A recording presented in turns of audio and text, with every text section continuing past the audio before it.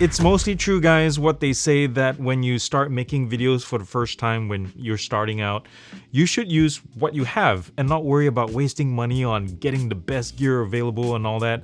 I mean, you're not going to be Mr. Beast or Marquez overnight necessarily, but then again, when you must, one of the first things you should upgrade, believe it or not, is audio.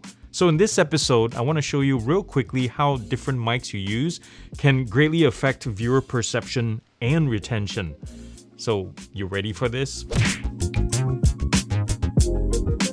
So why is sound so important in any audiovisual format for the most part? And I'm not going to go into the whole science of the whole thing because that can take all day, but quite simply, humans are just naturally more perceptive to the quality of sound that enters our ears than stuff that goes into our eyeballs. Like, you can have the most amazing cinematic videography on earth, but if the sound is crackly, low res, and or just plain crap, none of that wonderfully shot video is gonna matter. You're gonna turn people off real quick, I'll tell you what, especially for long form content.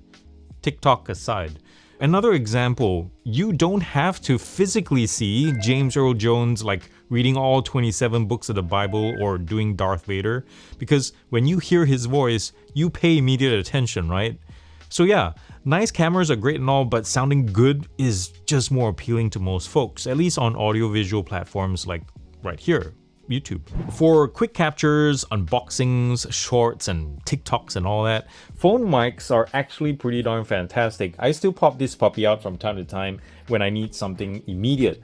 Plus, come on guys, more phones today are offering better voice processing and surround sound support anyway, so this may be your ideal all-in-one solution. As we switch between both samples above and here, you can hear that this is a little bit more digitized and it picks up more background sounds and it doesn't cancel out unwanted noises that you don't want. But for vlogging purposes, it's really hard to argue with this. Moving up to things like lapel and wireless mic systems, and this is where it can get expensive, guys, if you let it. But the basic idea is, no matter the price point, is these are some of the most discreet and most versatile mics available. You don't have to lug gear around, just a receiver and sender and that's it. The clip-on location can be over or under your shirt, your jacket collar, the brim of a cap, under a wig for crying out loud if you're doing theater. You can stick these things, especially lav mics, pretty much anywhere. Like, I clip it to the lower bumper of a car and wire it to a recorder placed in the trunk to capture exhaust notes, easy peasy.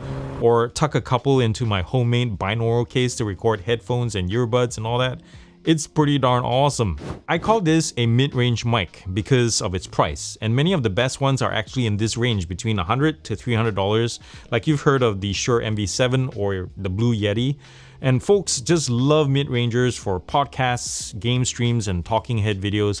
And some of my favorite recordings on this channel, sound-wise, has come from this, the Audio Technica AT 2020 XLR version. This gives a deep and warm broadcaster quality that's engaging and naturally tuned for mass consumption.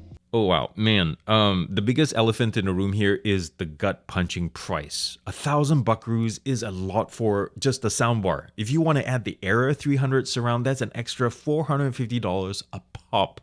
While adding the Sub 4 back there is another $800. Yikes. Like, do you see my eyes watering just saying those numbers out loud? Oh my goodness. That being said, if clean and unadulterated audio is the direction you're heading for, then professional grade mics are probably your ticket. Now, going premium also means a couple of things. The first one is obvious, much higher cost, like the Sennheiser MK600 goes for $330, but better ones out there skyrocket pretty quickly. And B, you need to spend more time tweaking the source files in post to get them to sound the way you want them. The MKE600, for instance, are used a lot in film production, yet by default they run a little hot. I mean, the detail, the precision, and off-center sound rejection, fantastic stuff, but you'll need to EQ and lock out anything above 10 to 11K, for example. If you don't believe me, this is what the MKE600 sounds like raw, straight out of the box, without any tweaks applied. You can hear how the bass is very, flat and natural, and the treble is also naturally peaky.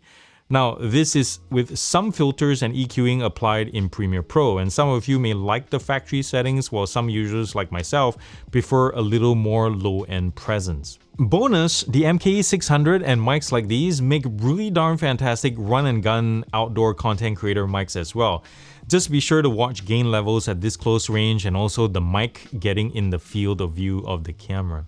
This whole topic of audio recording and that whole space behind it can take forever honestly to talk about, but a few key things I didn't touch on in case you're wondering today, which can be topics for another time if you're interested, are setting up your recording space, such as minimizing unwanted sound, soundproofing and all that, plus mic placement, super important stuff, as well as post-processing. I also want to add that what mics you choose at the end of the day are also greatly dependent on whether you're shooting outdoors or indoors or both, so be sure to read up on the specs of each mic that you're researching. So with that, I hope you found this video useful in some form or another, guys, and the whole idea I'm trying to drive home is basically there is no need to spend money on gear that you really don't need. If you're spendy, go for it, but if you can't, like most YouTubers out there or content creators, we're starting out small. For the first 2 years, I just used my phone and I upgraded to a lav mic, and then now we have this, so there's progression. And the beauty of trickle down technology is nowadays the lower end tech or lower price tech are pretty darn fantastic too, if you know what you're doing and know what to get. There you go. But anyways, thank you so much for wasting your time on this channel, guys. Remember to do something loving and kind for somebody in this world, because guess what? If you haven't seen the news out there, the world needs it more than ever. And it starts with you, believe it or not. I love you guys very much. Peace out and God bless.